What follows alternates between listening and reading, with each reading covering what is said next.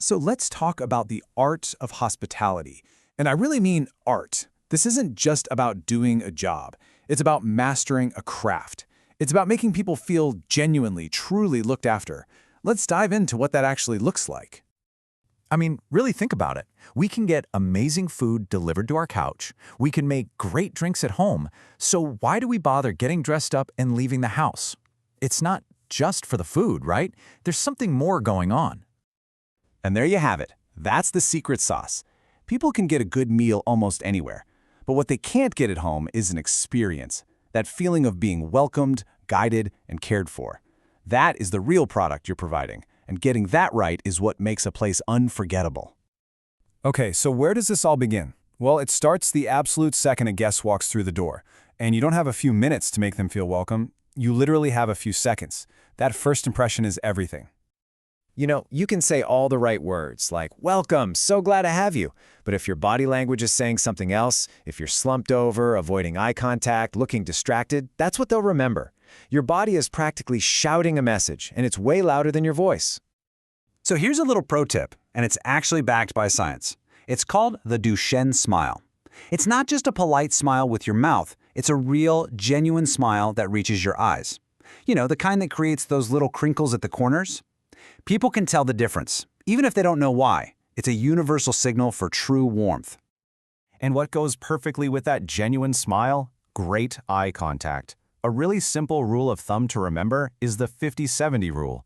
Try to hold eye contact about 50% of the time when you're talking and ramp it up to about 70% when you're listening. It sends a clear message. I'm here with you. You have my full attention.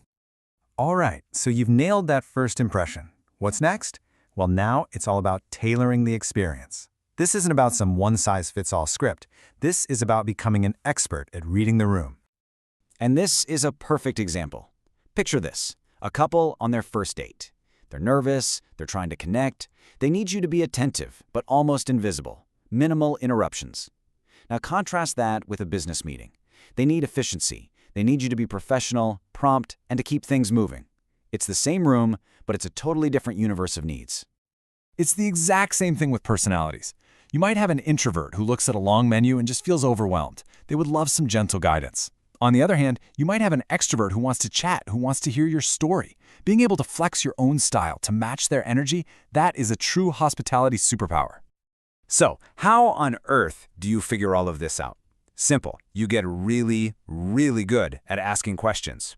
And I'm not talking about just any questions. I'm talking about the right questions. First up, you have open questions. Think of these as your discovery tools. These are the questions that can't be answered with a simple yes or no. They're designed to get your guests talking, to help you understand what they're really in the mood for. Here's a perfect example in action. Instead of just asking, "What can I get you?" you ask something like this. This question opens up a whole conversation. Suddenly, you're not just taking an order, you're on a mission together to find them the perfect drink. It's a total game changer. Then you've got leading questions. Now, hold on. This is not about being pushy or trying to upsell. This is about being an expert guide for someone who's feeling a little lost or indecisive. You're using your knowledge to make their decision easier and ultimately better. So, instead of standing there while they stress over the wine list, you can offer a confident suggestion. You're not just taking an order, you're curating their experience. You've just taken all the pressure off them and shown them they're in good hands. Of course, all this amazing, intuitive service doesn't mean a thing if the basics aren't perfect. Truly exceptional hospitality is built on a mountain of tiny, unseen details, and that all comes down to being prepared. First things first, you have to know your environment.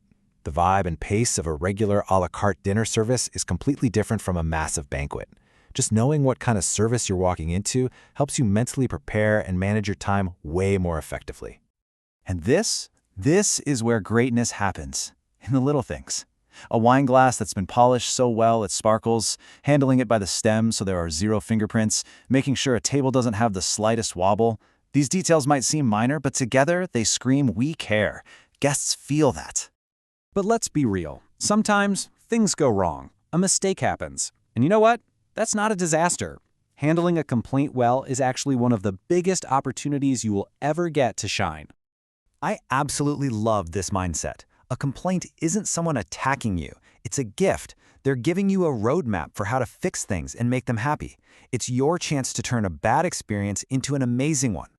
And here's the playbook. It's so simple. First, just listen. Don't interrupt, just let them talk. Then, ask questions so you fully understand. Offer a real, sincere apology. No excuses. Then, work with them on a solution. And finally, fix it right away. If you do this, you can create a guest who is even more loyal than if the problem had never happened in the first place. Which brings us to the whole point of this entire conversation, the final goal. It's not about a single great experience. It's about building a connection that makes people want to come back over and over again. Think about it. Your regulars are the lifeblood of your business. They're more than just customers, they're your ambassadors. They tell their friends, they write glowing reviews, they become your best marketing team, and they do it all for free. Every skill we've just talked about is a tool for building that loyal family. So at the end of the day, it's about more than just food and drink.